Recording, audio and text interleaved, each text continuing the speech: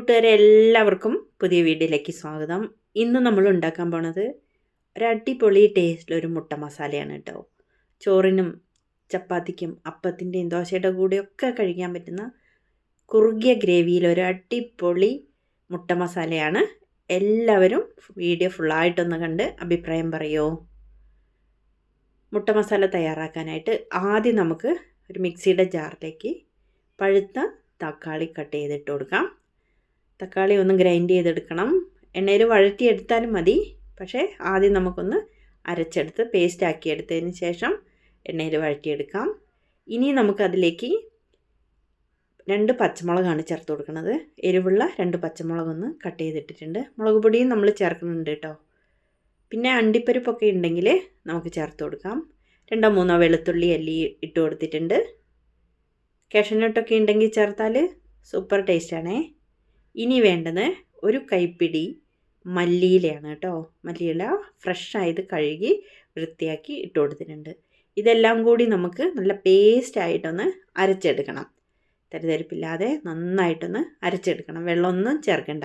ഇതേപോലെ അരച്ചെടുത്ത് വെച്ചിട്ടുണ്ട്. ഇനി നമുക്ക് മസാല തയ്യാറാക്കാനായിട്ട് ആവശ്യത്തിനുള്ള മുട്ട പുഴുങ്ങിയെടുത്ത് ഒന്ന് കട്ട് ചെയ്ത് വെക്കാം. നെടുക വേണമെങ്കിലും ഇതേപോലെ വേണമെങ്കിലും ഒക്കെ കട്ട് ചെയ്യാം. അതൊക്കെ ഓരോരോ ഇഷ്ടം പോലെ. പൊടിയാതെ ഒന്ന് കട്ട് ചെയ്ത് വെക്കണം കേട്ടോ. ഇനി നമുക്ക് മുട്ട മസാല തയ്യാറാക്കാനായി ഒരു പാൻ അടുപ്പത്ത് വെച്ച് അതിലേക്ക് വെളിച്ചെണ്ണ ഒഴിച്ച് അല്പം കടുക് ഇട്ട് കൊടുക്കാം. കടുകൊന്ന് പൊട്ടി വരുമ്പോൾ ഒരു പട്ടയുടെ കഷ്ണം, കുറച്ച് പെരിഞ്ജീരകം, പിന്നെ 1-2 ഗ്രാമ്പൂവും ബേ ലീഫൊക്കെ ഉണ്ടെങ്കിൽ അതും കൂടി ഇട്ട് കൊടുക്കാം കേട്ടോ. ഒന്ന് ചൂടാവട്ടെ. ഇനി നമുക്ക് 1-2 വലിയ സവാള നൈസായത് കട്ട് ചെയ്തിട്ട് ഇതിലേക്ക് ഇട്ട് കൊടുക്കണം. നൈസായിട്ട് വേണം കട്ട് ചെയ്യാൻ. ഒരു വറ്റൽമുളക് ഇട്ട് കൊടുത്തോ, വേണമെങ്കിൽ ഇട്ടാൽ മതി കേട്ടോ. പിന്നെ 1 സ്പൂൺ ഇഞ്ചി വെളുത്തുള്ളി ഒന്ന് ചതച്ചതാണ് ചേർത്ത് കൊടുത്തിട്ടുള്ളത്. പേസ്റ്റ് ഉണ്ടെങ്കിൽ അതും ചേർത്താൽ മതി. വെളുത്തുള്ളി നമ്മൾ അരപ്പിൽ ചേർത്തിട്ടുണ്ട്, അതുകൊണ്ട് കുറച്ച് ചേർത്താൽ മതി കേട്ടോ. കൂടുതൽ കുത്തുന്ന ടേസ്റ്റ് വരരുത്. ഇനി നമുക്ക് ഇതെല്ലാം കൂടി നല്ല ബ്രൗൺ കളറാവുന്നത് വരെ ഒന്ന് വഴറ്റിയെടുക്കണം എണ്ണയിൽ. നൈസായിട്ട് കട്ട് ചെയ്തതുകൊണ്ട് തന്നെ പെട്ടെന്ന് നമുക്ക് വഴറ്റിയെടുക്കാൻ പറ്റും കേട്ടോ. നന്നായിട്ട് ഒന്ന് വഴന്ന് വരട്ടെ കേട്ടോ. അത്യാവശ്യം ബ്രൗൺ കളറായിട്ടുണ്ട്. ഇനി നമുക്കതിലേക്ക് അരച്ച് വെച്ചിട്ടുള്ള തക്കാളി മല്ലിച്ചപ്പും പേസ്റ്റ് ഇതിലേക്ക് ഒഴിച്ചു കൊടുക്കാം. സിമ്മിലിട്ടിട്ട് അതിൻ്റെ പച്ചമണമൊക്കെ മാറുന്നത് വരെ ഒന്ന് വഴറ്റണേ. വെള്ളമൊന്നും ചേർക്കാത്തത് കൊണ്ട് തന്നെ പെട്ടെന്ന് നമുക്കിത് വഴറ്റിയെടുക്കാൻ പറ്റും. അതിൻ്റെ പച്ച ടേസ്റ്റൊക്കെ ഒന്ന് മാറി വരണം. ഇനി നമുക്കതിലേക്ക് 1 സ്പൂൺ മുളക് പൊടി ചേർത്ത് കൊടുക്കാം. കാശ്മീരി ചില്ലി പൗഡറാണ് ഞാൻ ചേർത്തത്. സാധാരണ മുളക് പൊടി വേണമെങ്കിലും ചേർക്കാം കേട്ടോ. ഒരല്പം മഞ്ഞൾപ്പൊടിയും കൂടി ചേർത്തു. ഇനി ഒരു 1/2 സ്പൂൺ മല്ലിപ്പൊടിയും കൂടി ചേർത്ത് കൊടുക്കാം കേട്ടോ. വറുത്ത് പൊടിച്ച മല്ലിപ്പൊടിയാണെങ്കിൽ ഏറ്റവും നല്ലത്. ഇനി വേണ്ടത് കുരുമുളക് പൊടിയാണ്. കുരുമുളക് ജസ്റ്റ് ഒന്ന് പൊടിച്ച് വെച്ചത് നമുക്കിതിലേക്ക് ചേർത്ത് കൊടുക്കാം. പിന്നെ ഒരല്പം ജീരകത്തിൻ്റെ പൊടിയും കൂടി ചേർത്ത് കൊടുക്കണം. ജീരകം ഒന്ന് വറുത്ത് പൊടിച്ചതോ പച്ചയ്ക്ക് പൊടിച്ചതായാലും മതി കേട്ടോ. അതും കൂടി ചേർത്തു. എന്നിട്ട് നമുക്കിതൊന്ന് വഴറ്റിയെടുക്കണം. ഇതിലേക്കൊരല്പം ഗരം മസാലയും കൂടി ചേർത്തിട്ട് നന്നായിട്ടൊന്ന് വഴറ്റിയെടുക്കണം. എണ്ണയിൽ നല്ലപോലെ ഒന്ന് വഴറ്റിയെടുക്കണം കേട്ടോ. അതിലെ പച്ചമണം എല്ലാം മാറട്ടെ. പൊടികളുടെയും പിന്നെ തക്കാളി മല്ലിച്ചപ്പും ഒക്കെ അരച്ചതിൻ്റെ പേസ്റ്റിൻ്റെയും ഒക്കെ കൂടി ഇതിലേക്ക് ചേർന്ന് നന്നായിട്ടൊന്ന് കുറച്ച് സമയം വഴറ്റണം. എന്നാൽ മാത്രമേ ഇതിൻ്റെ പച്ചമണമൊക്കെ മാറി നല്ല ടേസ്റ്റി ആയിട്ട് വരുള്ളൂ കേട്ടോ.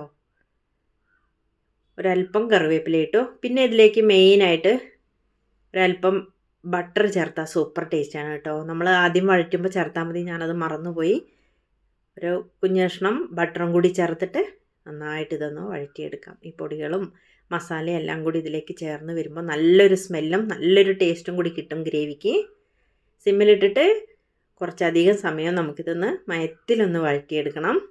അടിയിലൊന്നും പിടിക്കാതെ നന്നായിട്ടൊന്ന് വഴറ്റിയെടുത്തിട്ടുണ്ട് കേട്ടോ. ഇനി നമുക്കിതിലേക്ക് ആവശ്യത്തിനുള്ള വെള്ളം ചേർത്ത് കൊടുക്കാം. കുറുകിയ ചാറിലായിരിക്കും ഈ മസാലക്കറി നല്ല ടേസ്റ്റി ആയിട്ടുണ്ടാവുക. ഇനി നമുക്കിതിലേക്ക് അല്പം ഉപ്പ് ചേർത്തു. പാകത്തിനുള്ള ഉപ്പ് വേണം കേട്ടോ. എന്നിട്ടൊന്ന് അടച്ച് വെച്ച് ഹൈ ഫ്ലെയിമിലിട്ടിട്ട് നന്നായിട്ടൊന്ന് തിളപ്പിക്കണം.